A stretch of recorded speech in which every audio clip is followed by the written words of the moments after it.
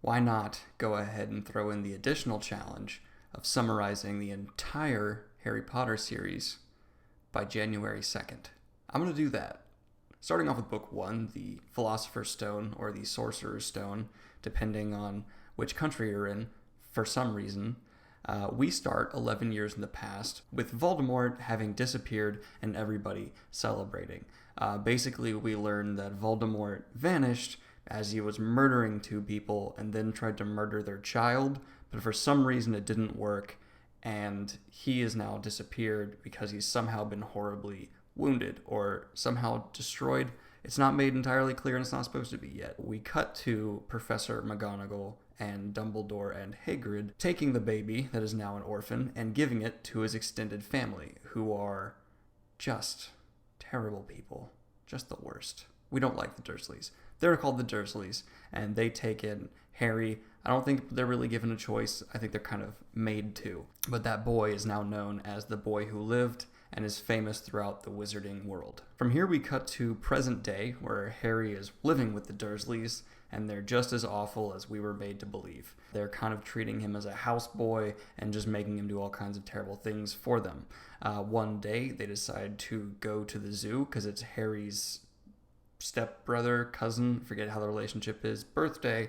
And so when they're at the zoo, Harry kind of says, "Hey, what up?" to a snake. Him and the snake talk for a bit. Harry learns he can talk to snake. That's pretty neat. And also the glass on the cage vanishes and the snake escapes. Now we have a hint of the magic that we're about to learn about, which is pretty cool. When they get back, of course, Harry's uncle and extended family are furious, and Harry starts receiving these letters saying he's been admitted to Hogwarts, but he's not allowed to look at the letters or know what they have by his uncle, who's just kind of, a dick. He keeps trying to keep them away from Harry, and more of the letters keep showing up rapidly until the letters keep showing up more and more rapidly until there's such an insane amount of letters that the whole family up and leaves and goes to an island to live secluded from the rest of the world. And you'd think that would work until Harry's birthday, when Hagrid comes and tells Harry,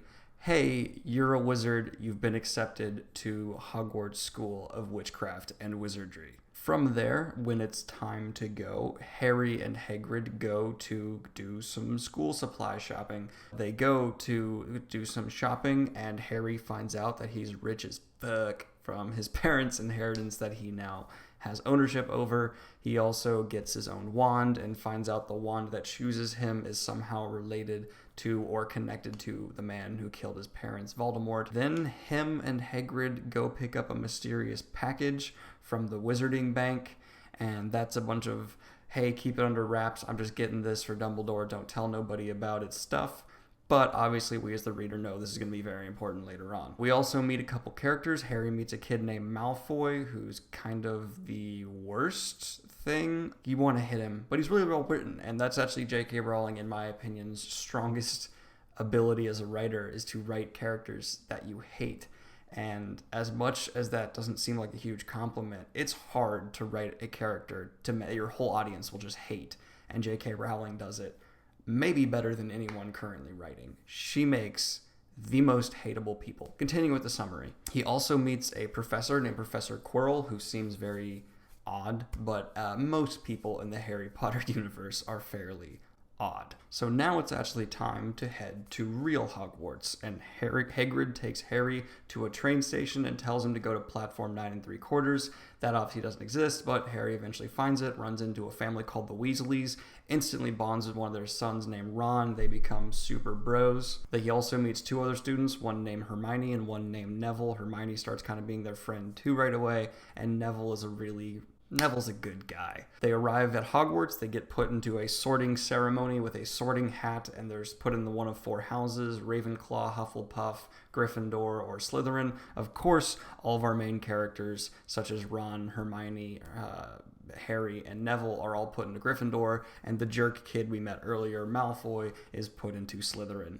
And just from the name alone, you know what kind of people are put in Slytherin. Classes start, and of course Harry excels, except he almost immediately does not like his new potions professor, Snape, a kind of creepy, skeevy guy. We also learned during this time that there was an attempted robbery at the bank that Hagrid got that mysterious package from. I wonder if they're related. There's also an incident that demonstrates Harry is a great wizard when it comes to riding brooms and doing broom shit, and so he gets put on Gryffindor's Quidditch team as a starter, and he's the youngest starter they've had.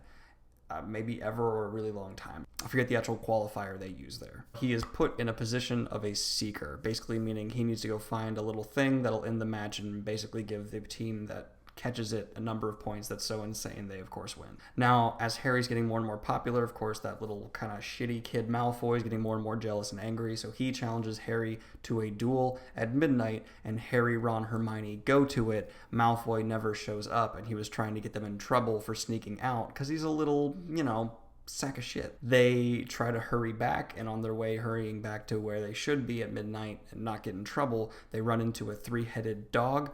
I want to say the dog's name is Fluffy, but I don't know if that's correct or not, but it should be. And then they eventually get back to their rooms and they're okay after escaping the dog. A few weeks later, a troll attacks the school, and Harry and Ron figure out Hermione's in danger, go and stop the troll. Harry, Ron, and Hermione become insta-bonded super friends at this point, but also get in trouble for going off alone and trying to stop a troll. You're not supposed to do that. Harry suspects that somehow Snape is behind the troll incident, and that Snape wants the package from the bank. Now it's time for Harry to actually play Quidditch. He does great. They win the match, good for him. But during the match, his broom acts weird, and he thinks that Snape is trying to curse his broom, and so Hermione stops Snape. I think it's Hermione does, or maybe that's the movie crossing into the book.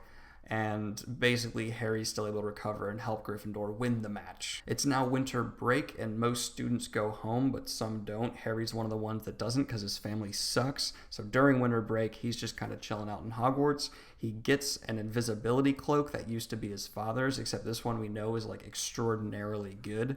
And he takes an invisibility cloak to sneak around school, as one would. While he's sneaking around, he finds a magic mirror, and when he looks in the mirror, he sees his dead parents. He goes and gets Ron, shows Ron the mirror. Ron sees himself being a hero. Ron sees something different. Harry's kind of bummed out. He thought maybe this had something to do with his real parents. Ron leaves. Harry stays by the mirror. Dumbledore shows up and explains that the mirror shows what the heart really wants. Therefore, we know the thing that Harry wants most of his entire life is for his parents to be alive. But the mirror is also apparently very dangerous, so it must go. That is the end of that part of the book. After winter break and everyone comes back, the trio discovers who Nicholas Flynn is through some intense studying, and it turns out he's an alchemist. He made something called the Sorcerer's Stone, which gives the wielder immortality. So Harry now thinks the package from the bank was the Sorcerer or / Philosopher's Stone, and that is now hidden in Hogwarts, and whoever tried to rob the bank, they suspect Snape, wants the stone for themselves. And that must be what the three-headed dog is guarding.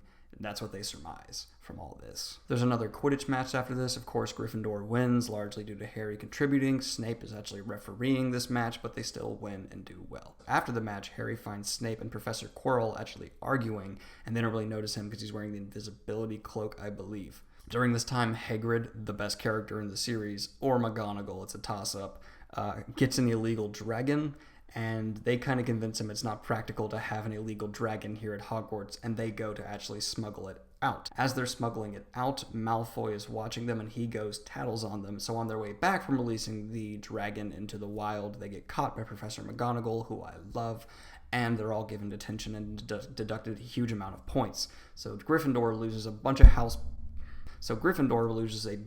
points, and now everyone is mad at our trio. And a lot of Slytherin, I believe, is mad at Malfoy because he also lost their house a bunch of points because McGonagall points out, you wouldn't have caught them if you weren't also out where you shouldn't be. Suck it, Malfoy. But here's the thing. All of them get the most messed up detention of all time. They get detention by going into the Forbidden Forest and finding out what is killing and sucking the blood of unicorns. Children are told to do this. Okay, so they go out to the Forbidden Forest, and Harry runs into some centaurs who tell them that bad times are coming and that Voldemort is trying to come back full power. But that's the end of their detention. After the exams, Hagrid spills the beans on how he got the dragon, and it was by kind of exchanging information with a mysterious stranger about how to get past the three-headed dog, who I believe more confidently now his name is Fluffy. And now the trio believes that there is a person who knows how to get past the three-headed dog, most likely Snape, and that Snape is trying to get the Philosopher's Stone that is being guarded by that dog. And Snape for sure knows how to get past it in their mind. So they decide that that night they need to go and stop him and rescue the stone from Snape themselves and prevent Voldemort from coming back. They go, and there's a series of traps that they have to get through. First, they get past the dog, and they do that by playing music. Then they get past a plant that grabs them very aggressively. And then they catch a flying key. And finally, there is a massive chess match that they have, and I mean physically massive chess match that they have, where Ron is seriously injured and the rest of them get by, Harry and Hermione. And then they have to get past a logic puzzle, and they do, and so Harry then gets into the final room, and Hermione goes to get help. Harry enters the final room, and instead of seeing Snape, he sees Professor Quirrell, the little scamper. And Quirrell, now we find out, has Voldemort living on him like a parasite. Ew.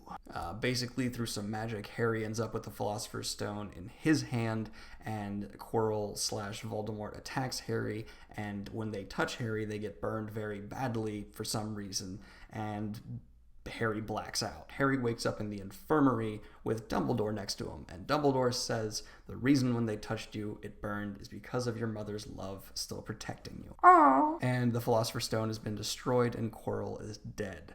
So Quirrell is dead, the stone is destroyed, and Harry did help stall Voldemort coming back. Now the school has the end of the year feast where all the houses get together and have a points dick swinging contest to see who won. Originally Gryffindor is in last place, but due to the heroic actions of Harry, Hermione, Neville, and Ron, they get a ton of points and are boosted into first place, and they take home the year-end cup, which is kind of a messed up way to promote like hyper competition among your students, but you do you, Hogwarts. So now it's time for everyone to go back to their homes. Harry has to go back to the Dursleys, but he says it's okay as he's parting ways with his friends because now he knows magic. Aww. Wait, so he's gonna use magic on the... That is my summary of the first Harry Potter book. I don't promise you that the rest will be out very quickly, but I'm going to at least try. This is going to be my new recording setup until I can start making monies and make it better. I hope you all had a decent time watching this, and I'm going to try to edit this one a little more than previous videos, so I hope it's more entertaining, because the background's boring as shit. Have a good one. Like and subscribe. Please. Peace.